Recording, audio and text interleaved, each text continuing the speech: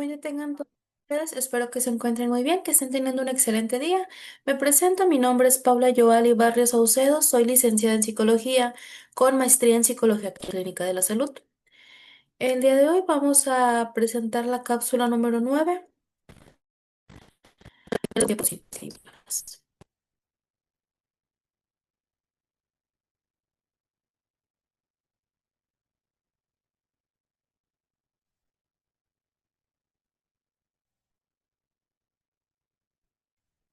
Pensamiento no es una herramienta poderosa que permite transformar la información en conocimiento y el conocimiento en acción.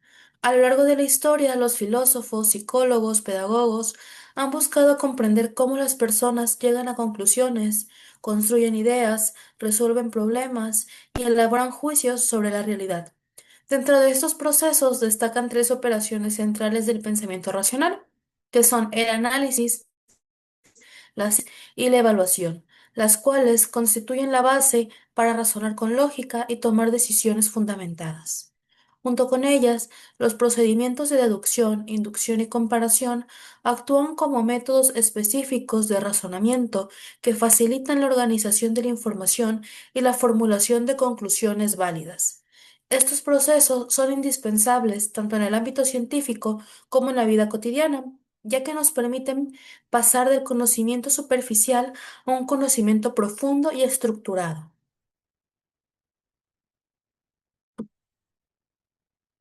El análisis.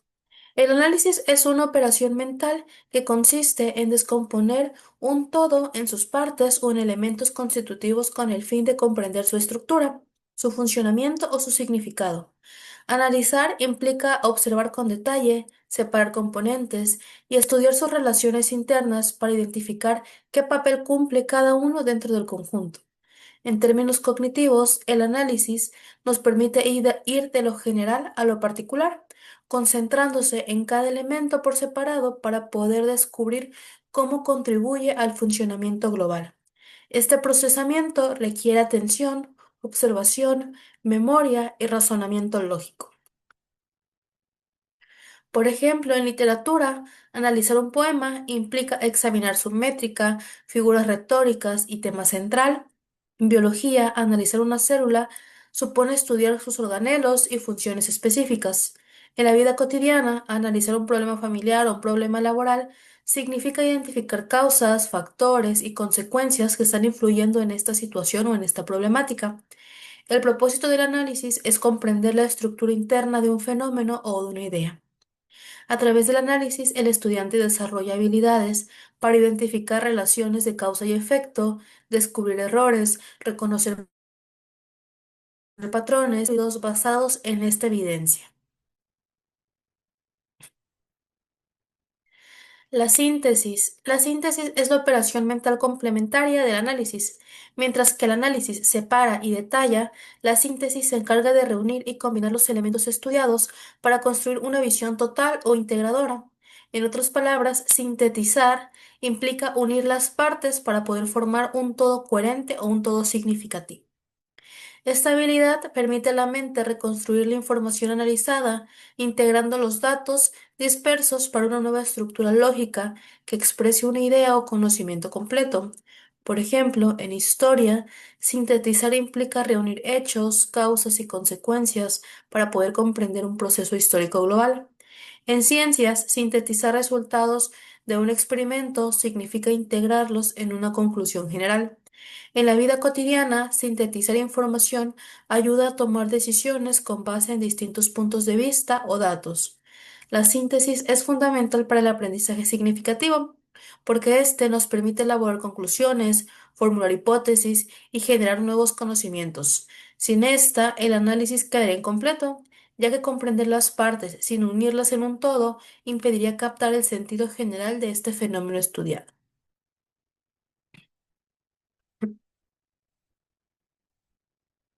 Un momento.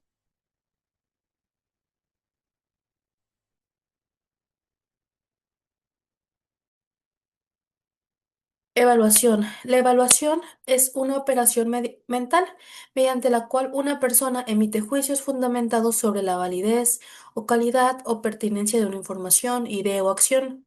Evaluar implica comparar, contrastar, razonar y valorar con base en criterios objetivos, éticos o científicos. Esta operación no se limita a aprobar o desaprobar algo. Requiere reflexionar sobre los criterios de valoración y los argumentos que sustentan el juicio. Por ejemplo, en el ámbito académico, evaluar un texto significa determinar la coherencia, claridad o relevancia. En ciencias, evaluar un experimento implica analizar los resultados, si estos son confiables o si la metodología que fue aplicada fue la adecuada para esto. En la vida personal, evaluar decisiones significa considerar las posibles consecuencias o beneficios que nos traerá cada una. La evaluación es la culminación del pensamiento crítico, porque implica la capacidad de distinguir entre la información válida o esta información que puede ser errónea, entre argumentos sólidos o argumentos débiles, o entre opiniones personales y hechos verificables. Desarrollar esta habilidad nos permite actuar con responsabilidad intelectual y con una responsabilidad ética. ¿Qué relación existe entonces entre el análisis, la síntesis y la evaluación? Estas no funcionan de manera aislada, sino que son etapas complementarias de un proceso mental todo integral. El análisis se encarga entonces de descomponer y examinar los elementos de una situación.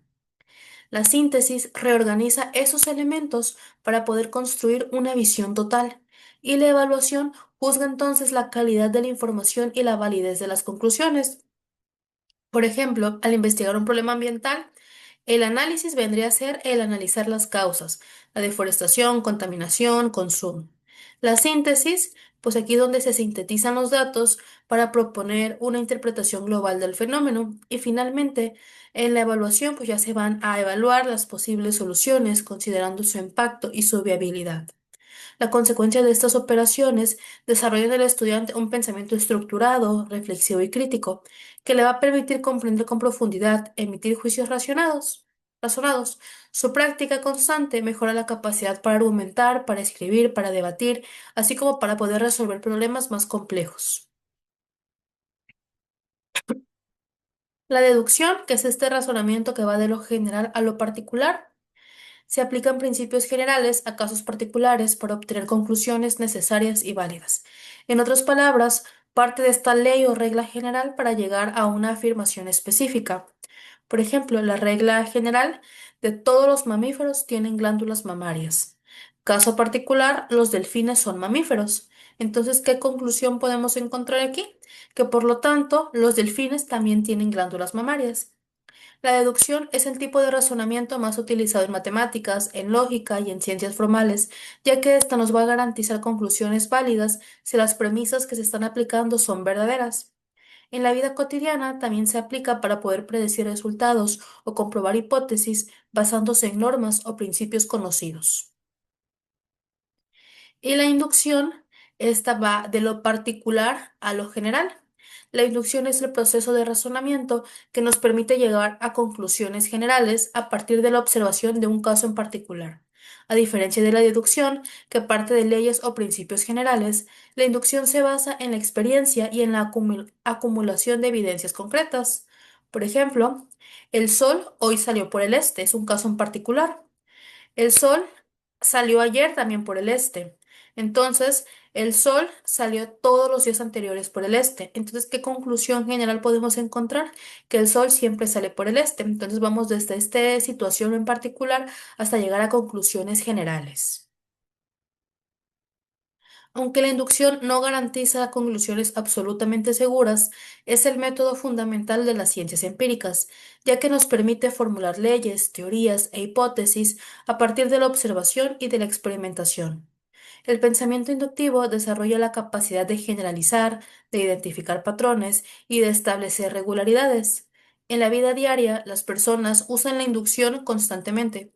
Por ejemplo, al prever que un alimento les caerá mal si en ocasiones anteriores ya les causó malestar, o al concluir que cierto comportamiento genera siempre este mismo resultado. En el aprendizaje, la inducción ayuda a construir conocimientos que sean más significativos a partir de la experiencia directa y fomenta la curiosidad, la observación y el descubrimiento personal. ¿Qué diferencias podemos encontrar entonces? Pues en la deducción, que va de lo general a lo particular, mientras que la inducción va de lo particular a lo general.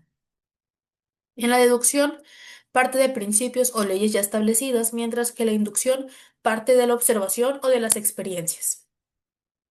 En el tipo de conclusiones que nos ofrece, la deducción ofrece conclusiones necesariamente verdaderas si las premisas lo son, mientras que en la inducción se generan conclusiones probables, no absolutas, que deben de estar sujetas a verificación. En la deducción, por ejemplo, se usa en matemáticas, lógicas formales y análisis de sistemas empíricos, mientras que la inducción se usa en ciencias experimentales y en estudios empíricos. Ambos razonamientos se complementan. La inducción construye generalizaciones, mientras que la deducción se aplica o se verifica. En conjunto, forman la base del método científico y del pensamiento racional equilibrado. Entonces, la comparación es una herramienta mental que consiste en identificar semejanzas y diferencias entre dos o más objetos, ideas, fenómenos o situaciones, con el fin de poder comprender mejor sus características, relaciones y valor relativo. Comparar no es simplemente observar, sino que hace referencia a establecer vínculos significativos entre elementos analizados, determinando lo que comparten, lo que los distingue. Este proceso exige de atención, de observación precisa y de un razonamiento lógico. La comparación se encarga de estimular la reflexión y la toma de decisiones conscientes, ya que obliga a considerar diversos factores antes de poder emitir un juicio. También fortalece el pensamiento crítico al promover la evaluación objetiva de las diferencias y similitudes. ¿Cuáles son, ¿cuáles son las etapas del proceso comparativo? Primero encontramos la observación, que es identificar objetos o fenómenos que se van a comparar y reunir información sobre ellos. La identificación de atributos, reconocer características relevantes de cada uno. En el establecimiento de semejanzas, determinar los puntos en común. En la detección de diferencias, señalar los rasgos que lo distinguen. Y en la valoración o conclusión, elaborar un juicio final basado en la información obtenida. Estas etapas permiten desarrollar un pensamiento ordenado, ya que enseñan a organizar la información de manera estructurada y razonada. La comparación se vuelve entonces una herramienta útil para poder analizar cualquier tema académico o problema de la vida real. ¿Qué relación hay entre la deducción, la inducción y la comparación? Estos procesos están relacionados dentro de un razonamiento lógico. La inducción permite obtener generalizaciones a partir de una observación. La deducción aplica estas generalizaciones para poder explicar o predecir algunos casos en concreto, mientras que la comparación actúa como un puente entre estas dos, ya que nos proporciona la base empírica para poder identificar estos patrones y diferencias. Por ejemplo, un investigador puede comparar distintos experimentos, inducir una ley general a partir de los resultados y luego deducir nuevas predicciones basadas en la ley. Este proceso integrado promueve que haya una visión holística del conocimiento, en la cual la mente no solamente se encarga de repetir esta información, sino que la transforma, relaciona y aplica críticamente. ¿Qué aplicaciones hay? Pues el desarrollo de las habilidades del análisis, síntesis, evaluación, deducción, inducción y comparación es fundamental para cualquier tipo, cualquier nivel de educación, porque fortalece la capacidad de comprensión profunda y de razonamiento autónomo. Estas habilidades van a permitir que haya un aprendizaje activo y que sea significativo, pues el estudiante deja nada más de memorizar datos para empezar a comprender, interpretar y aplicar los conocimientos de manera lógica y reflexiva. ¿Cuál es la importancia? Fuera del ámbito escolar, también hay una importancia en la vida cotidiana. Por ejemplo, una persona que analiza sus gastos, sintetiza sus ingresos y evalúa prioridades, deduce que puede o no puede pagar, induce patrones de consumo y puede comparar precios. Está aplicando entonces todos los procesos mencionados para poder resolver una situación práctica.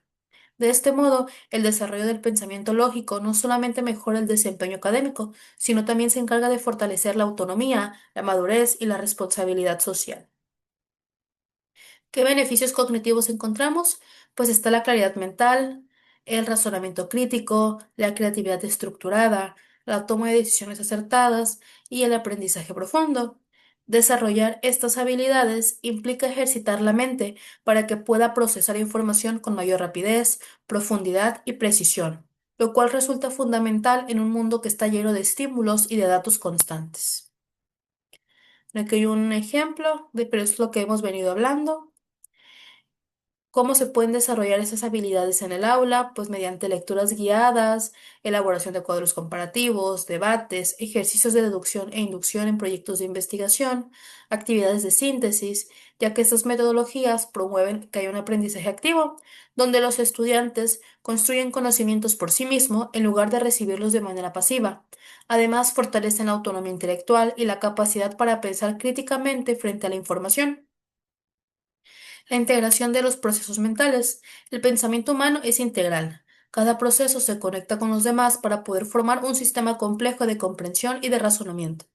El análisis se encarga de descomponer, la síntesis reconstruye, la evaluación juzga, la inducción descubre patrones, la deducción aplica leyes, mientras que la comparación se encarga de vincular y contrastar. Cuando estas operaciones se integran de manera armónica, se genera un pensamiento maduro, flexible, crítico, y el estudiante no solamente se va a encargar de aprender a pensar, sino de que piensa para aprender, lo que constituye la esencia del desarrollo cognitivo y del crecimiento intelectual. Entonces, estos procesos no representan los pilares del pensamiento racional y crítico. A través de ellos, el ser humano no solamente comprende la realidad, sino que también puede encargarse de transformarla. Cada operación cumple una función específica, pero todas se complementan para poder formar una mente capaz de razonar, argumentar, descubrir, decidir y crear. En el contexto educativo, dominarlas significa aprender con profundidad. En la vida cotidiana significa actuar con conciencia y responsabilidad. Entonces, pensar bien es la base para poder aprender bien. El desarrollo de estas habilidades va a permitir que cada individuo se pueda convertir en un ser autónomo, reflexivo y capaz de construir conocimientos y sentido en un mundo cada vez más complejo y cambiante. Esto ha sido todo por mi parte. Esta fue la cápsula número 9. Les recuerdo, soy la psicóloga Paula Barrios. Muchas gracias por su atención.